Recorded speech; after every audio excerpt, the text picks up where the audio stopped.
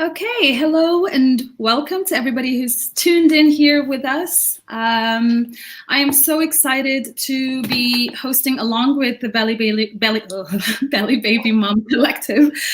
Always gets me. Belly Baby Mom Collective members. We're going to be hosting a series of talks and interviews with some amazing warrior mamas who will be sharing their stories of struggles, of strength, of resilience and everything else that comes with having a premature birth. So, so much to say, so many emotions. I'm here with Asli today, but I will have Asli talk to us, of course, about her story and introduce herself. But I do want to mention that these series of talks that we're going to have starting from today all the way till Thursday is supported by Pigeon, which is, for you who don't know, is a brand developed by experts, loved by moms, with products designed to care for and protect our little ones all the way from maternity to childcare. So thank you so much to Pigeon for being here with us and supporting us for World Prematurity Day, which is actually on Tuesday, November 17th. So together we decided to host a series of events that starts, like I said, from Sunday today all the way till Thursday. And I'm so honored to be listening to all these stories and have all these women join myself and the other members of our collective daily this week. Asli, thank you so much for being here with me. No problem. It's a pleasure. For doing this. I also just want to, give a quick shout out to Small and Mighty Babies. Joanne, she has really helped organize this. Of course, she's in touch with a lot of the moms who have gone through this experience. And so I just wanted to give a shout out to her for helping me put this together. So this is different than anything I've done. I've done a lot of live talks and interviews, but none with the topics that's very sensitive. Right. And I just want to put this out there before you get started that you know why you're here. And I really appreciate why you're here. And the idea, obviously, is to really just, share your story and your support that may help moms who have gone through this or who may be anticipating, a similar experience. And so, if you can tell us a little bit about who you are to start off with. Yeah, sure.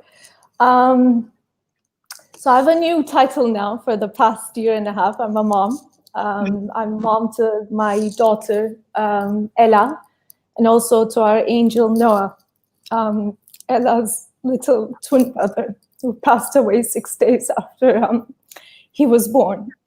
They were born at 23 weeks. And what you say is extremely true, actually.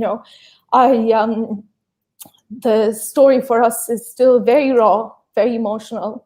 But something that pulled me through was the stories that other moms who've been through this shared, and the advice they've given me, the love, the support. Some of these moms through Small and Mighty Babies, they never met me. I don't know them. They didn't know me, but they shared with me very personal details about their stories, sort of, encouraging me to keep going, encouraging me to be strong for my daughter. And I'm grateful for those moms. And if sharing my story means that I can help other moms going through the same, then by all means, I'm going to do it. Although it's painful, it's emotional. I'm happy to do it. Thank you, Asli. I mean, I can only imagine how much courage it takes for you to be here. And I mean, This is not a huge platform, but I think thinking about your experience, even to a single person, it's almost like you're reliving that experience. Yes.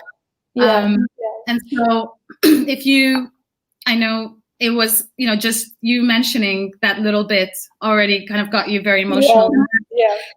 If you need to take a moment, that's fine. This is your space, okay? But I think I'm okay now, and I just a point that you made, that it's an unusual topic to talk about prematurity, and it's not discussed that much. But I think it's really important that we talk about it, and it's really great because I feel like if I knew that babies were born as early as 22, 23 weeks, I would have felt less devastated, less scared, less lonely. I don't think I would have changed the outcome anyway.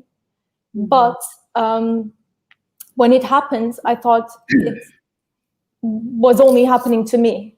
I didn't know anyone who went through the same.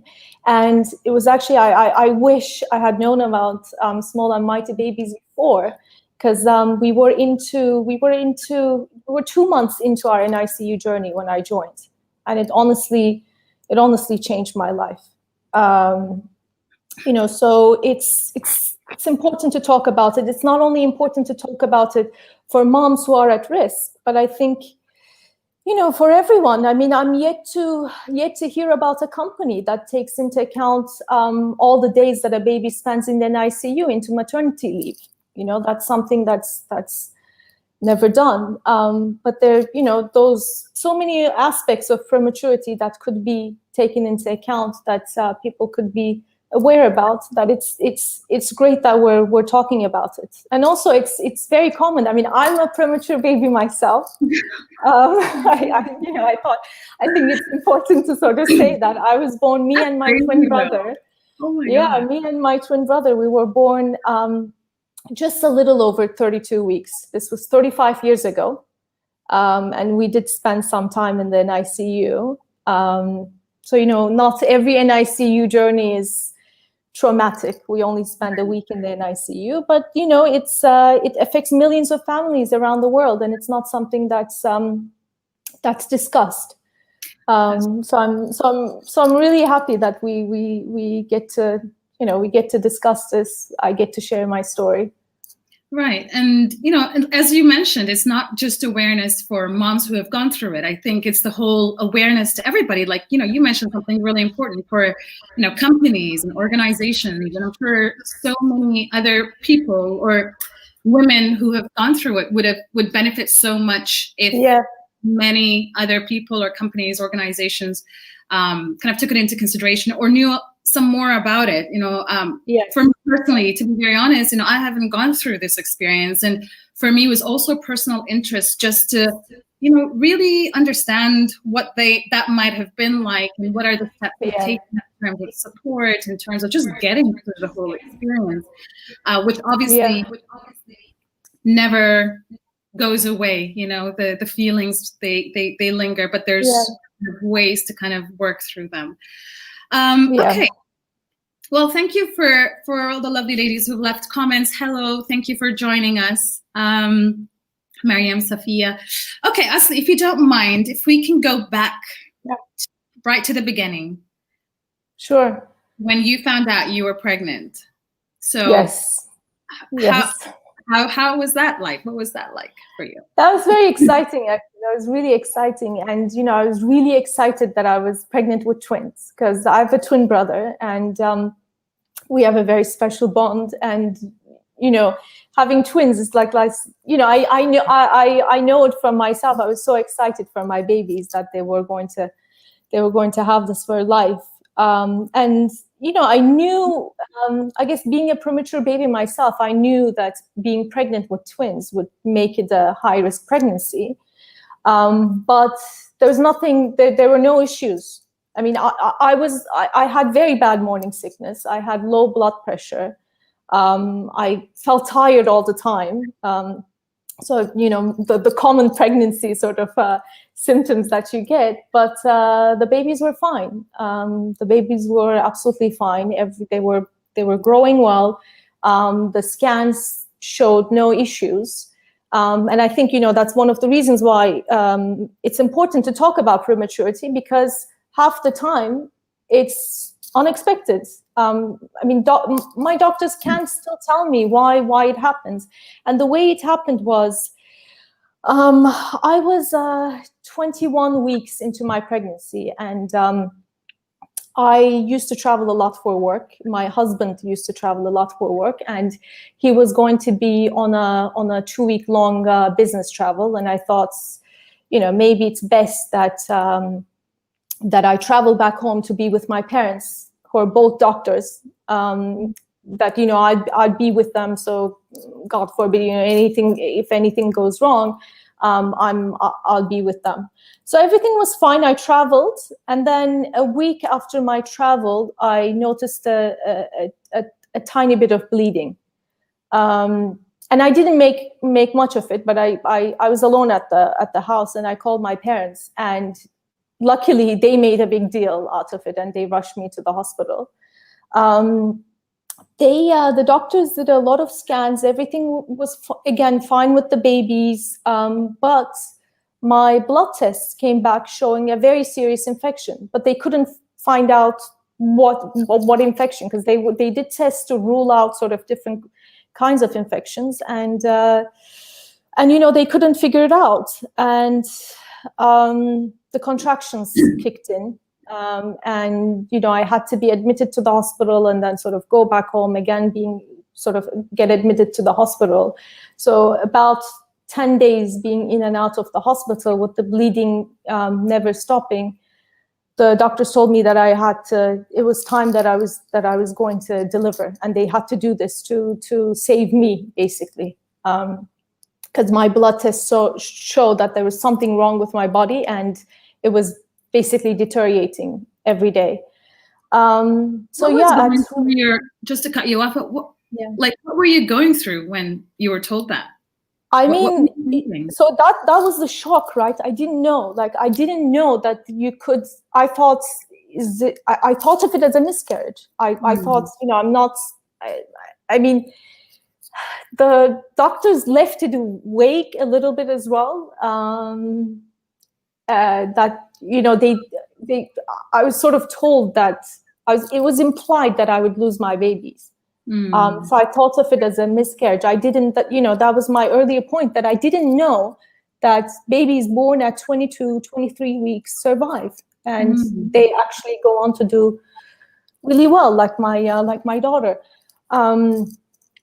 So I was obviously, they literally told me the morning at 5 a.m. on the day I delivered, and I was shaking. And I was so scared. I didn't know what was happening. I didn't know what was going to happen. I didn't think about myself. I said, is there a chance where, I take the risk and we don't, I don't give birth. I just try to sort of extend the time. But the contractions were so strong. The doctor said, actually, there's no chance. You can deliver any minute. Yeah, it was a very scary time. It was a very scary time. But the before I delivered, the head neonatologist came to see me, and actually, I'm so glad that she spoke about the babies in such a way that was the first sort of glimpse into, they might have a chance. So I was a bit sort of calm after that. But yeah, it was we definitely weren't prepared for what happened next. The journey through the NICU, losing Noah and having to be really strong for Ella, because Ella needed milk. Both of them needed my milk. So, all I wanted to do was to cry all day, be in my bed, but you can't do that. Of course. So after you had your babies and you were in the hospital, how long did you stay there? I stayed in the hospital for 2 days. And it's so strange. The moment I gave birth, my blood levels went back to normal. And again, I still, to this day, I don't know why that happened. so many tests were done. I spoke to so many doctors, but no one really knows. Very common, isn't it? I hear it's very common. It's very common. It's very common. Well. Yes, it's very common. I think, again, like it goes back to that point that maybe there isn't enough research around the world done on prematurity. We just deal with the aftermath. We try to, we try to show as much care to the premature babies, but the best way to sort of deal with prematurity is to avoid it. Right. But maybe that's the solution. I'm not sure, but I was in the hospital for 2 days. My condition improved. I was fine, but not emotionally, obviously. And the difficulty with having a baby in the NICU is you're constantly, even though you're sort of discharged from the hospital yourself, you're constantly there. I mean, we had to go, at some point, we were going to the hospital every 3 hours, every day, every 3 hours, because Ella, obviously, being a 23-weeker, having freshly expressed milk helped her so much. So, we had to sort of take the milk, or I had to go there and pump. So it was quite draining as well. And this, by the way, included the night as well. So we were there at midnight, 3 a.m., 6 a.m., 9 a.m. The whole time throughout weeks and months, we were there every 3 hours. So it is, it can be something draining, and something that sort of was also emotionally draining is the fact that I was blaming myself. And I think, I hear this from every mom of premature babies, that, they start blaming themselves. I mean, it's not, it's I guess it's very natural. I did it myself, but, it's my one advice would be that, don't do this to yourself. Don't blame yourself. It's not your fault. I mean, it's very hard to do that. Not your fault. Very hard. It's very hard. But, try to, because you're already, it's already emotionally draining. It's already a very, very difficult period. It's already a very tough period. Don't blame yourself. This wasn't your fault. This was not your fault. I mean, it happened. It's not your fault. It's not your fault. But we moms, we live. I mean, you already started that. Yes. It's crazy, isn't it? I mean, I think as soon as we become moms, it's like this is inbuilt, built in us. This mom guilt that just never goes away. And I was reading that I was going to ask you about that, because you mentioned that in your blog, that mom guilt, and it's crazy to think that. At that moment, what sort of things are going through your mind? Obviously, blaming yourself, could it have been something I did or didn't do, something I ate? Yes. Maybe it's because I traveled or that, right?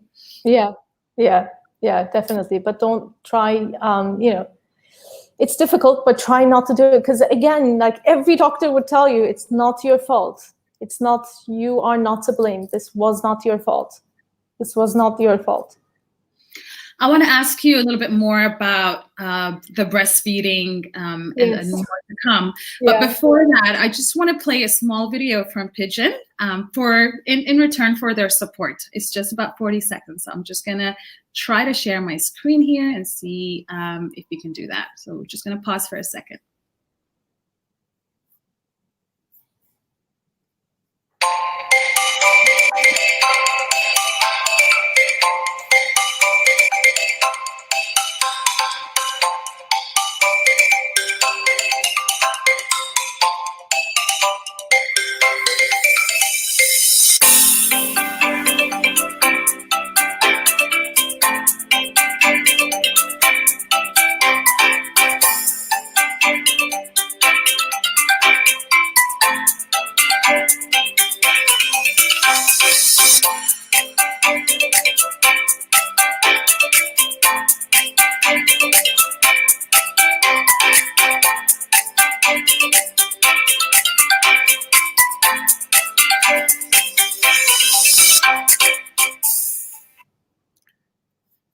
Okay, so when it comes to breastfeeding, a lot of Yes. moms in your position, I can imagine, will, with all the stress and the hormones and everything that's going on, perhaps breastfeeding would be the least of your concerns because it's probably just be easier to give a baby a formula, right? Yeah.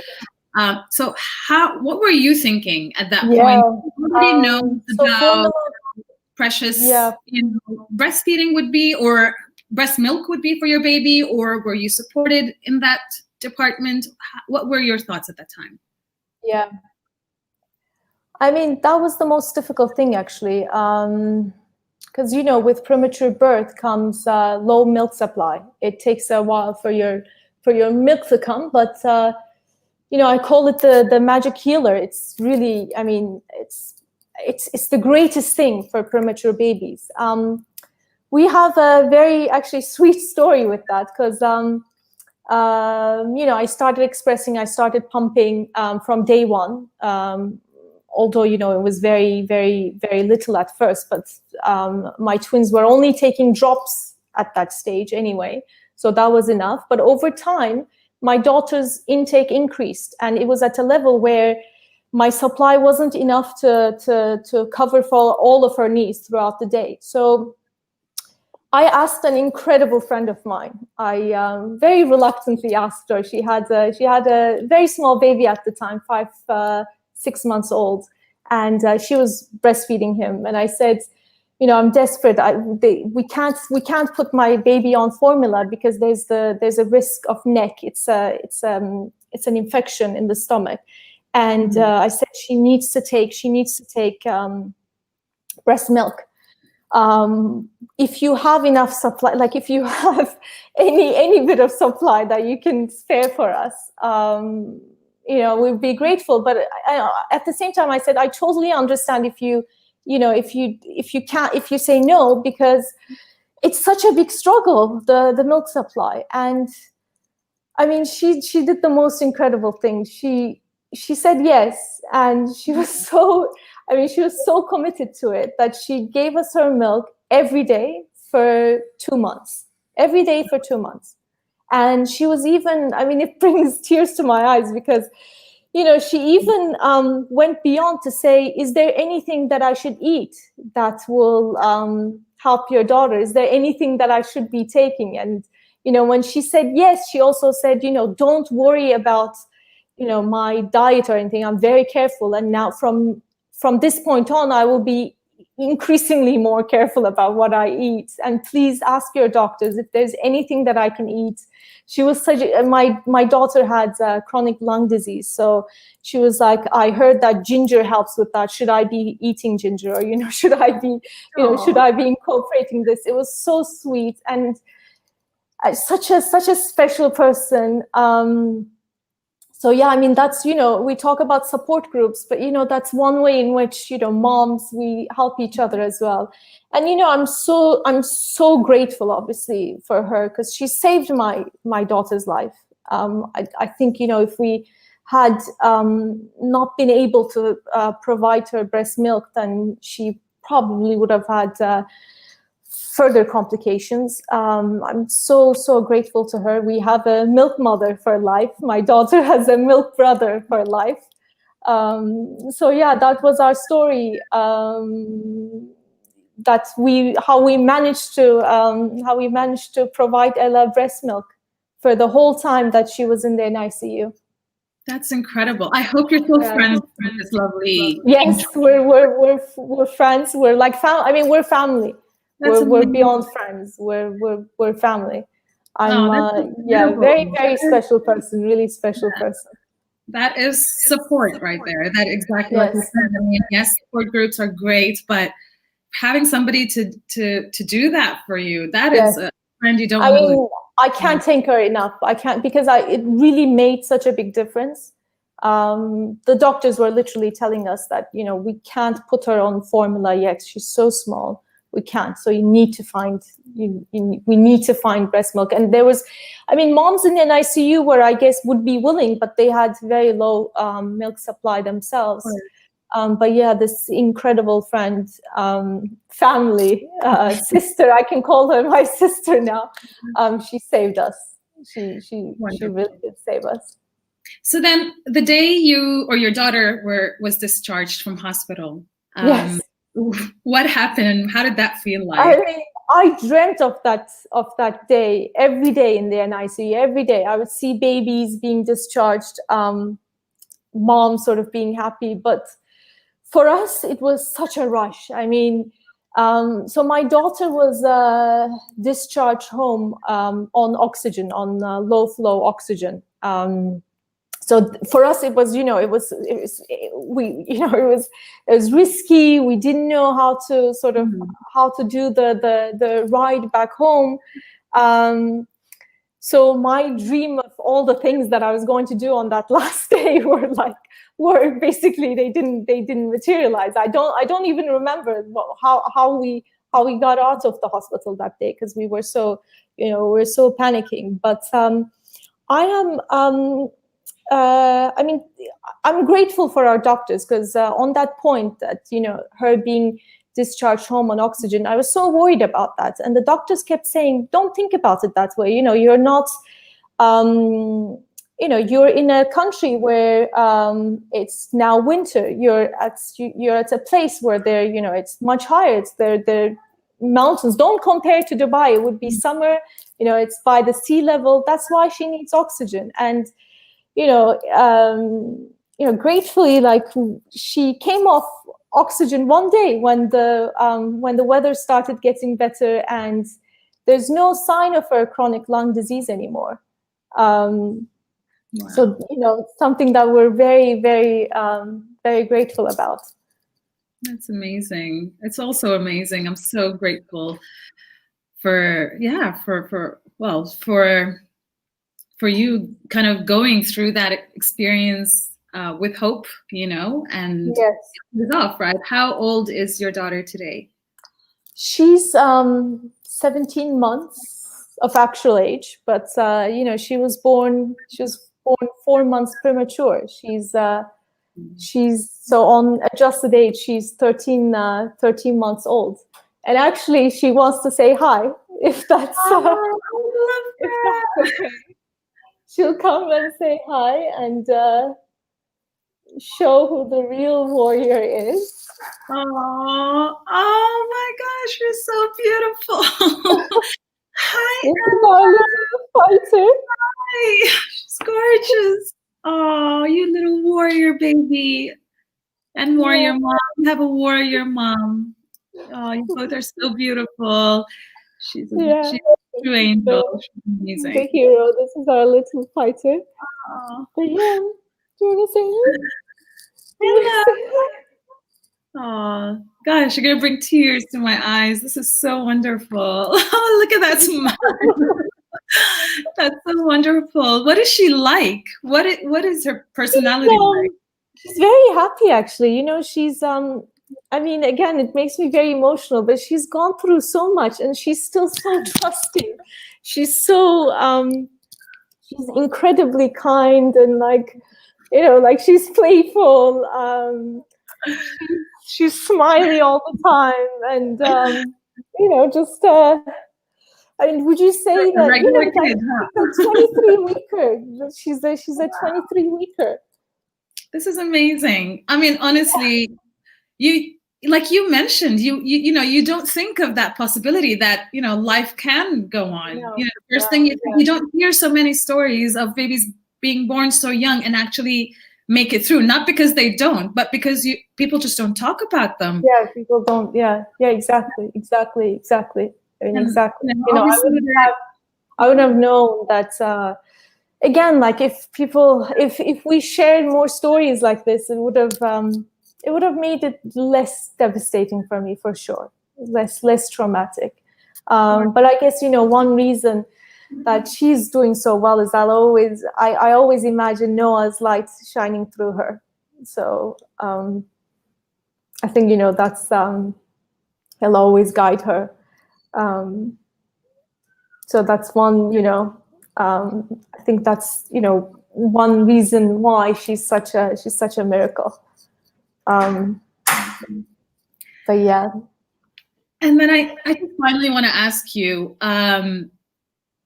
after after you've gone home and just over the last months, have you reached out to any other persons who may have gone through this, any support groups, anything that you have done or plan to do, and any words of advice that you have to everyone? I met a mom again online who had this blog, and she asked me after hearing my story whether I would write something as a guest blogger on her blog, and I thought very hard and long about it because it was emotional, and then I said yes, and I'm so glad I did it. I got a lot of comments on that. It's sort of like a guide for parents who are going through the NICU experience, what they should expect and what they can do through our experience, what we've been through. Would you like to share the name of the? Would you like to share? Sure, it's a Yamamji Turkey. Oh, yes, yamamji.com, I think. Yes. And my blog is there, and I try to be active on Small and Mighty Babies, and I try to make myself available to any mom who would benefit from my experience, who would just, I don't know, who would want to talk. I don't know, even want me to come hold their hand at the hospital, or just see pictures of Ella. I don't know. I mean, in any sort of way, I'm available through this channel as well. Through you, please let any mom know that they can reach out to me anytime. Because really, I mean, I think a huge thing that pulled me out of extreme despair was that there were moms there for me. They were thinking of me. They were praying for me, for my family, and they were willing to share their experiences with me. We were keeping in touch. Any advice that I would need, any recommendation, or just to share things that you can't share with others. They were there, so I would definitely want to do the same. I would be so happy if I can help in any kind of way. So yes, I'm available to anyone who would need me.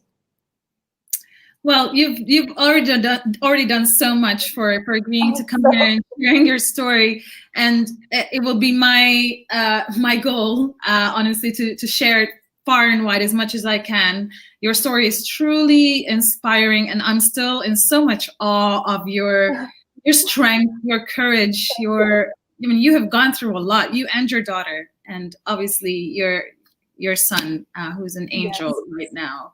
And I'm so sorry for your loss, but thank you. You are amazing. You are truly amazing. And thank you again from the bottom of my heart for doing this and sharing your story, and just, helping create that awareness on this experience, right? On prematurity and what parents of premature babies goes through. So I wish you could Thank you for having me. Thank you for giving me that voice. So thank you. Yeah, it was an honor. It was a pleasure to be here, and I hope I can reach out to moms. I wouldn't want anyone going through what I've been through. Unfortunately, in certain circumstances, you go through it, but sharing pain lessens it somehow. So yeah, I'm happy to share.